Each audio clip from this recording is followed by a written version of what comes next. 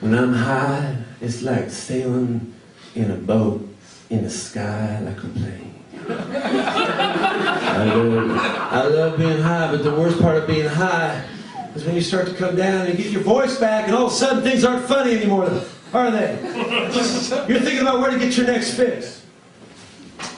Some of you guys think this is funny, right? Drugs are funny, aren't they? Let's talk about drugs.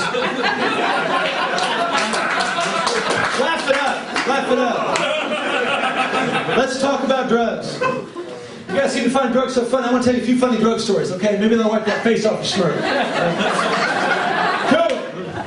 Cool, you're going to go walking. I'm going to tell you...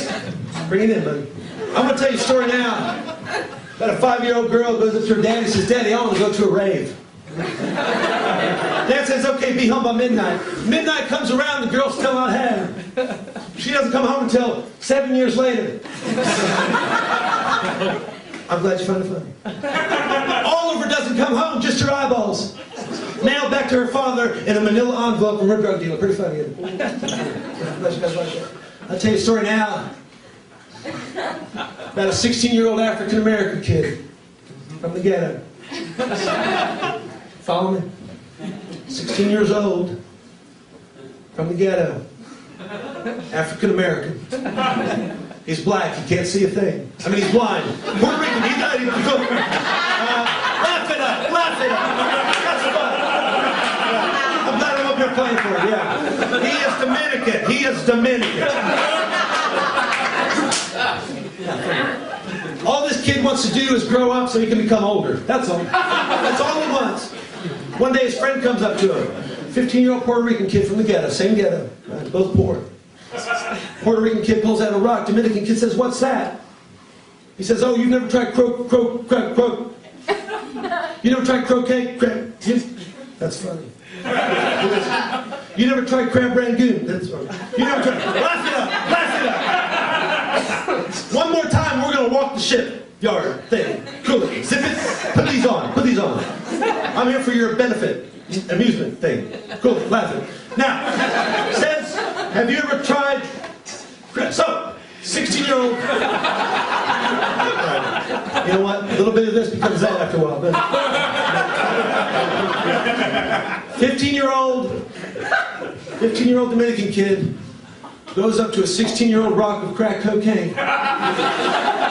Says, "Hey, you ever tried a 14-year-old Puerto Rican boy?" All right, that's it. Let's go. Come on. Let's go.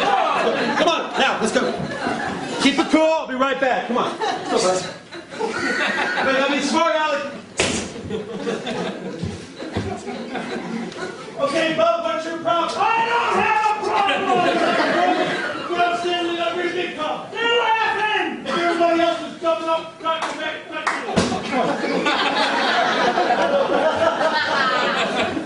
Hey, Bub. Hey, Bub. Keep it close, it's gonna get hot. He's funny, isn't he? You guys want to be like him? Jewish? I mean, Puerto Rican? I mean, on drugs. On drugs. Probably been on drugs his whole life, right? Nothing but a big loser. Big nobody, big zero. Now let's talk about self-esteem.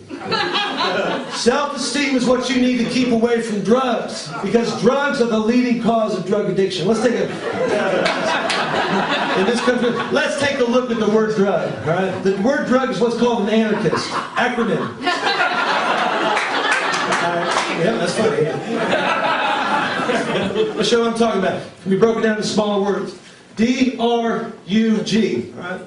D stands for drug. Okay? A drug is a drug. A drug's not a table. A drug's not a chair. You cannot sit on it unless it's an opium suppository. And the kids are not into that nowadays. A drug is what it is. Okay? All right?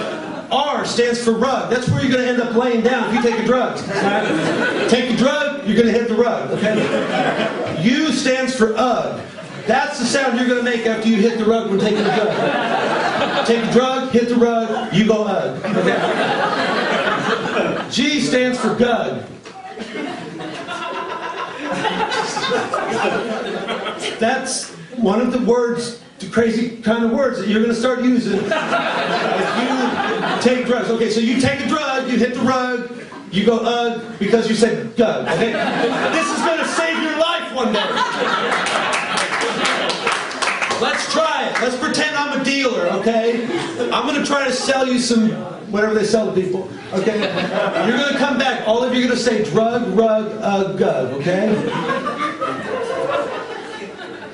What's up? Hey, man, you look like an audience who wants to take a jelly bean trip on the free-base baseball land. 1, 2, 3. Drug, rug, gug. Oh, shit.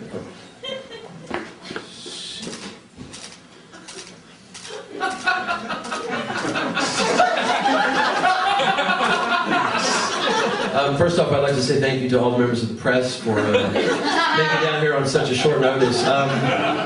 Basically, what we're going to do now is tell you all the information as we have it, and then open it up for questions. The information that we have at this time is that approximately 15 to 20 seconds ago, a ballpoint pen fell 3 feet from my left hand and landed on the floor of the stage. We do believe the pen is still functional. That is to say that if we were to pick it up, it would still probably write. That is the information that we have at this moment. I'll go ahead and open it up for questions. Yes? What sort of pen was it? We believe it to be a blue ink, Bic or Papermate, nothing fancy from a stationery store, just something you get in a Walgreens or a regular discount store. Yes? Yes? Over here. Yes. Over here. Kathy Sinclair for the East Bay Daily Weekly. Are there any plans in your future to pick up the pen? There are no immediate plans in the future to actually bend over and pick up the pen. We feel pretty distraught that it's sort of interrupted the flow of the show. We would ideally not like to make this a bigger thing than it needs to be. And just sort of continue on with the show as planned from here. So, yes?